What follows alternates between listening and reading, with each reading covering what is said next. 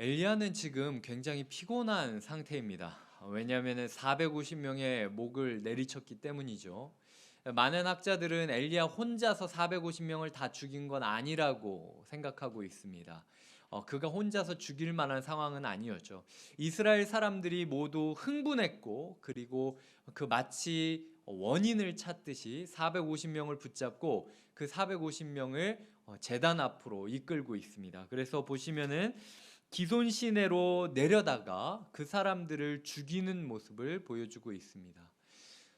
엘리야가 그토록 3년 6개월 동안 바랬던 모습, 이스라엘 사람들이 이방 제사장들을 멸망시키고, 그리고 예배가 예배임을 고백하며 그들이 하나님을 하나님으로 고백하는 그 거룩한 기도를 드려주는 가장 놀라운 예배 현장을 지금 엘리야가 경험했다라는 것입니다. 그런데 여기부터 지금 사건이 생기고 있습니다. 엘리야는 분명히 예배가 회복되면 삶이 변할 거라고 이야기를 하고 있어요. 예배가 회복되고 사람들이 회개하면은 비가 내릴 거라고 이야기를 했습니다. 이제 비가 내려야만 되는 상황이 일어난 것이죠. 그런데도 불구하고 엘리야는 지금 불이 하늘에서 떨어졌는데도 불구하고 비가 하늘에서 떨어지는 것에 대해서 두려워하고 끊임없이 고개를 숙이고 기도하는 모습을 오늘 본문은 그리고 있습니다. 자, 제가 한 가지 여쭤보겠습니다. 하늘에서 불이 떨어지는 게 쉬울까요? 물이 떨어지는 게 쉬울까요? 물이 떨어지는 게 쉽죠. 비가 내리는 거는 쉽지 않습니까? 불이 떨어지는 것은 뭐 흔치 않은 일이니까. 그럼에도 불구하고 불이 떨어진 상황이라 그 물이 떨어지는, 비가 내리는 것은 이제 당연히 올 것이다라고 생각을 하고 그냥 편안한 마음으로 맞이를 해도 되는 상황이었습니다.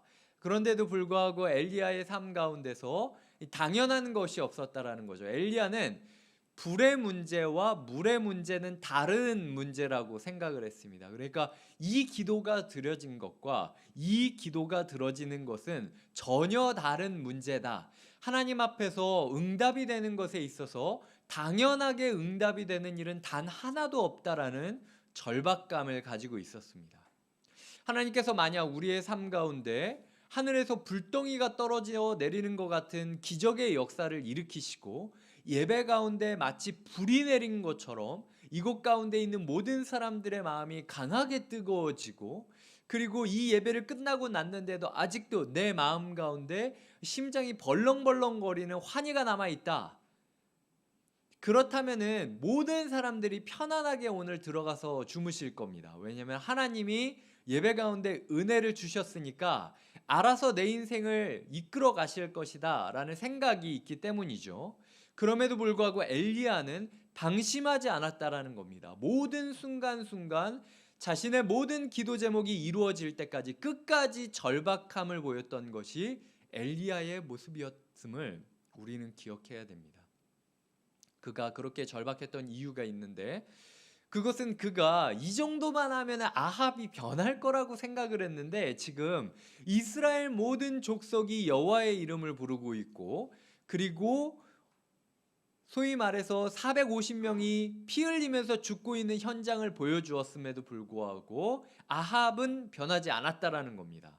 지금 41절에서 엘리야가 올라가 먹고 마시소서, 이건 엘리야 입장에서는 굉장히 비아냥거리는 것이기도 하고 호언장담을 하고 있는 거거든요.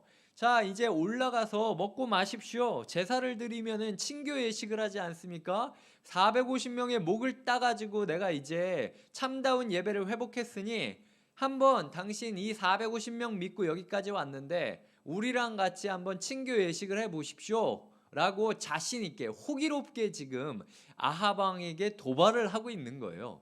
근데 그 아합 왕이 벌벌 떨면서 제가 죄송했습니다, 하나님께 회개합니다 라고 이야기를 하면서 회개를 하는 게 아니라 아합이 그래 먹고 마시러 올라가자 라고 올라가 버린 거죠.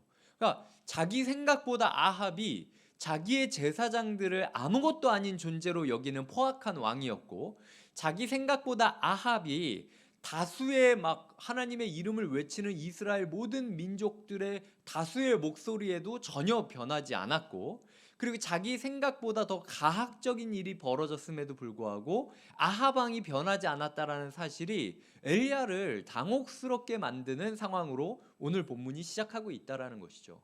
우리가 기억해야 될 것은 우리는 예배가 이 자리에서 끝이 난다라고 생각을 하는데, 사실 예배의 종착점은 우리의 삶이 어떻게 변하느냐에 따라 이 예배가 성공한 예배인지 실패한 예배인지를 결정짓는다라는 겁니다. 아무리 백날 이 자리에서 불이 떨어진다 할지라도 우리의 가정이 변하지 않으면, 우리 직장이 변하지 않으면, 우리 다락방이 변하지 않으면, 우리 삶이 변하지 않으면 소용이 없다는 거예요.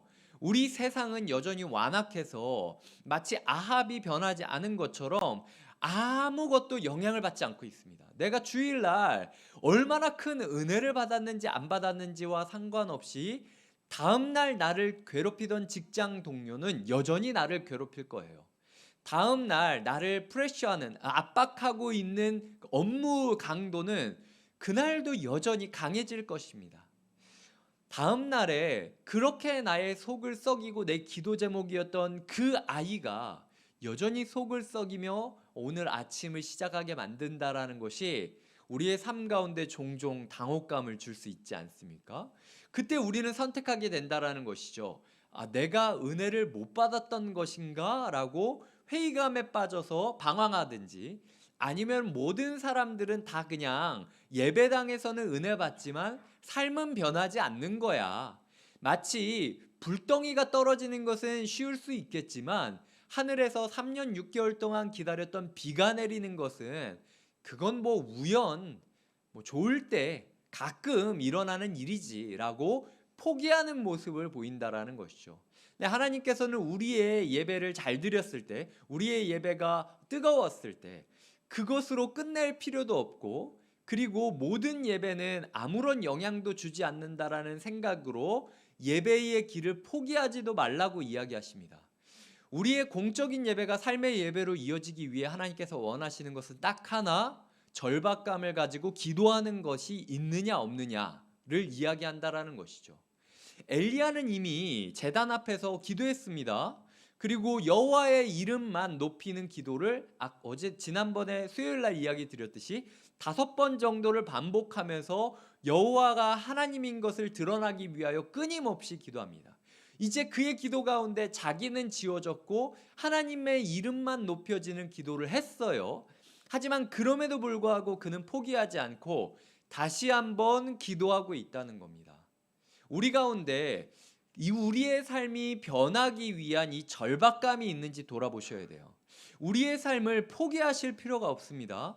예배에 은혜 받았어도 삶은 변하지 않는 거야 라고 포기하지 말라고 이야기하십니다. 하나님은 지금 엘리야에게 너의 전쟁터 450명의 피를 흘리게 만들었었던, 소위 말해서 사단의 피를 흘리게 만들고 승리감을 느끼게 만들었던 그곳을 떠나 다시 한번 갈멜산으로, 다시 한번 너 혼자의 예배를 드리는 기도의 자리로 나가야 된다, 올라가야 된다라고 이야기를 하고 있다라는 것이죠.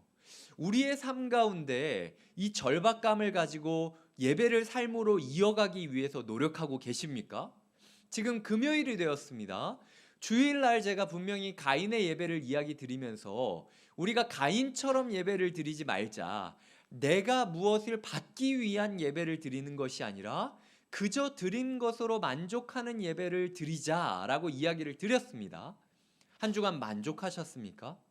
아니면 한 주간 여전히 하나님 내가 예배 드리니 나한테 이 정도는 주셔야죠 라고 예배의 보답, 예배의 은총을, 예배의 답례를 구하고 계셨습니까?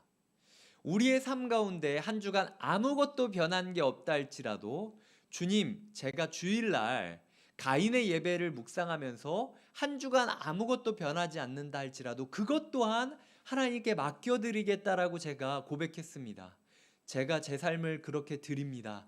받아 주시옵소서라고 고백하기 위해서 한 주간 살아오셨냐는 거죠. 만약 금요일이 되었는데도 여전히 우리의 예배가 멍하니 자리 지키는 것으로 끝내려고 한다면 지금 주님께서 말씀하고 계십니다. 너희의 삶에 절박감을 잃어버렸다라고. 이 금요일 날 저녁에 우리가 이곳까지 나와서 기도하는 이유가 무엇입니까? 절박하기 때문이라는 거죠.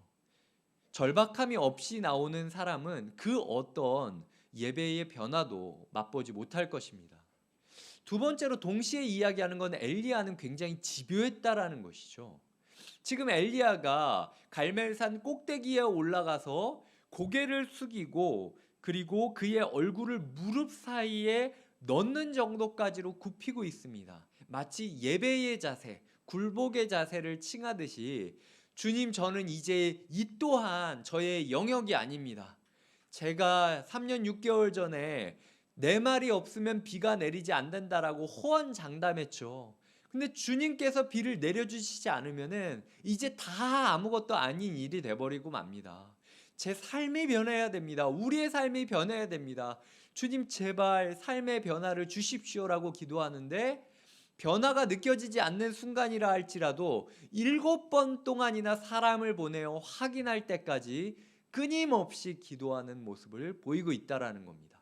성경에서 7은 완전수죠. 그러니까 하나님께서 완전히 응답하실 때까지 포기하지 않고 집요하게 하나님의 뜻을 구하며 기도했던 모습을 보여주고 있다라는 것이죠. 우리의 삶 가운데 이 집요함이 있습니까? 주일날 예배 드리는 걸로 안 되면 새벽에 기도를 하고, 새벽에 기도를 하다가 안 되면 수요일날 수요 예배를 통해서 기도하고, 수요일날 기도하다 안 되면 금요일까지 찾아와서 기도하고, 내가 7번 기도하는 한이 있다 할지라도 주님께서 시작하신 일을 주님께서 이루실 때까지 끝까지 내가 기도하면서 구하겠다라고 기도하는 그 집요함이 있냐는 거예요.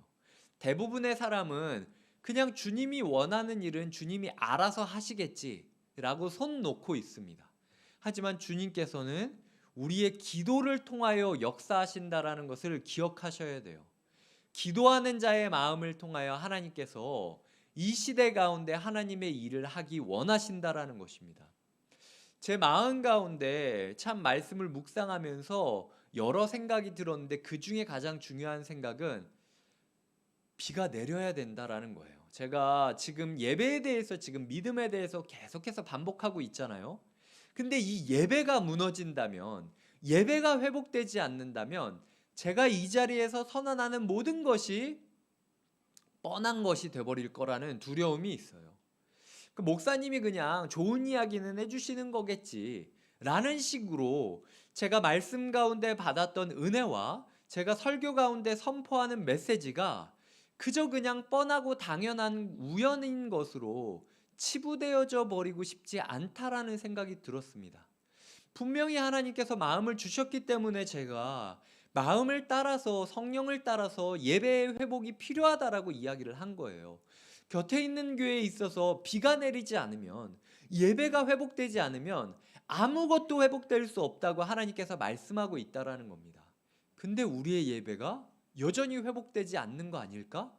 라는 조바심이 저의 삶 가운데 시작되기 시작했습니다.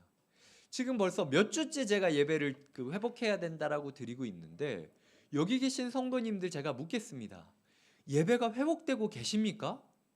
예배가 변화되고 있나요?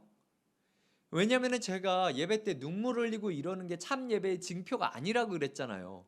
그 솔직히 말해서 제가 예배를 제대로 드렸는지 안 드렸는지 판단할 방법이 주일날 예배 드리는 그 현장에서는 불가능한 거예요.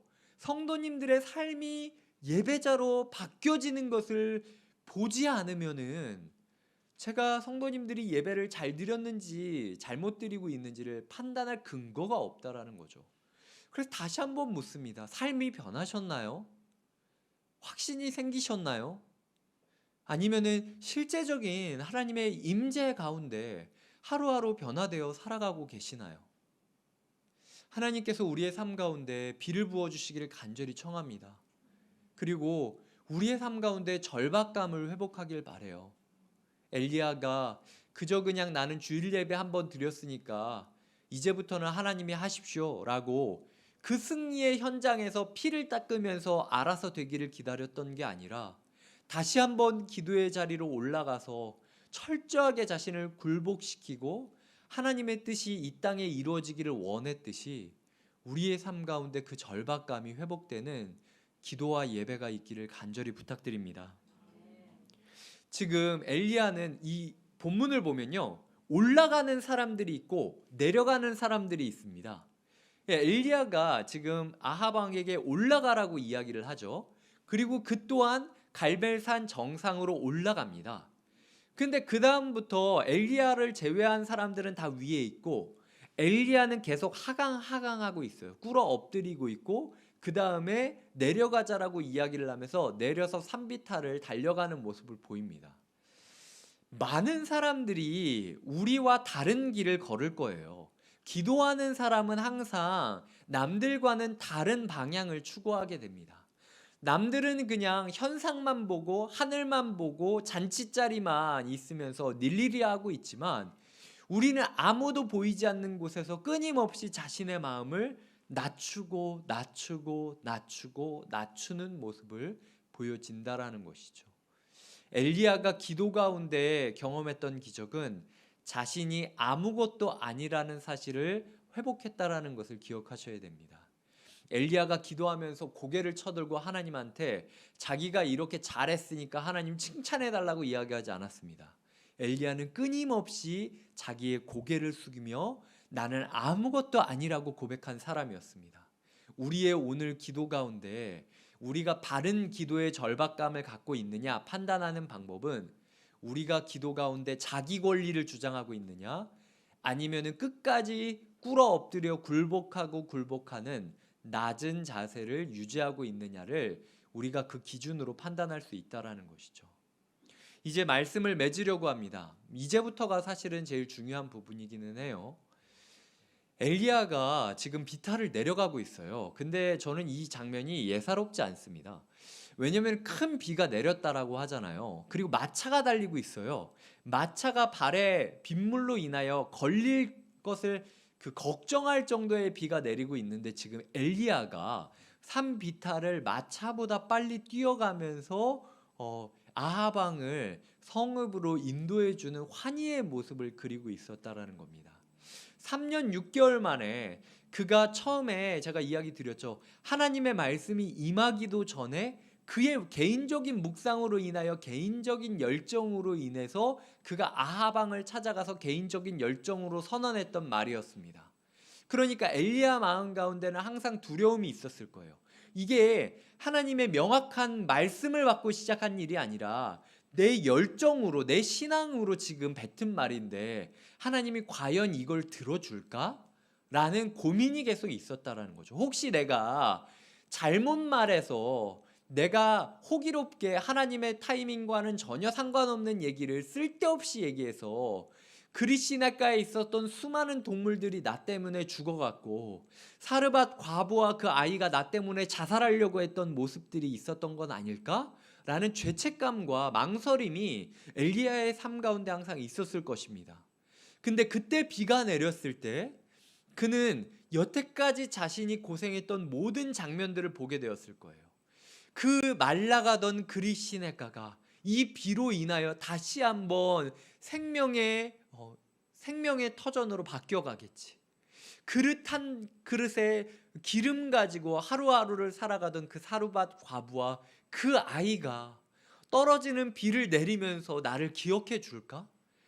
어떤 마음을 갖고 있을까? 정말로 이제부터는 내가 할 도리를 다 했고 정말로 나는 이제 해방됐다.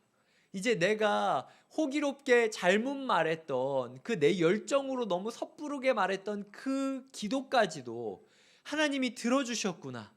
이제 나는 해방되었다라는 해방감으로 지금 그가 달려가고 있다라는 것이죠. 이스라엘 사람들은 긴 옷을 입었습니다. 그리고 벨트로 그 옷을 꿰맸어요. 그래서 산을 내려갈 때 혹시라도 벨트가 풀러지면 옷을 훌러덩 벗고 뛰어가게 되는 꼴이 되는 겁니다. 그럼에도 불구하고 엘리야가 했던 것은 오직 그가 허리를 동여매고 질끈 동여매고 구르고 뛰고 엎어지고 질척이는 그 빗물을 헤치며 지금 마차보다 빨리 달려가고 있다라는 것. 살아가시면서 성도님들 인생 가운데 이렇게 환희롭게 예배드리고 살아가셨던 때가 언제 있으십니까? 제가 하나님을 처음 만났을 때 길거리 지나가는 가로수조차도 저에게 노래하는 것 같았어요.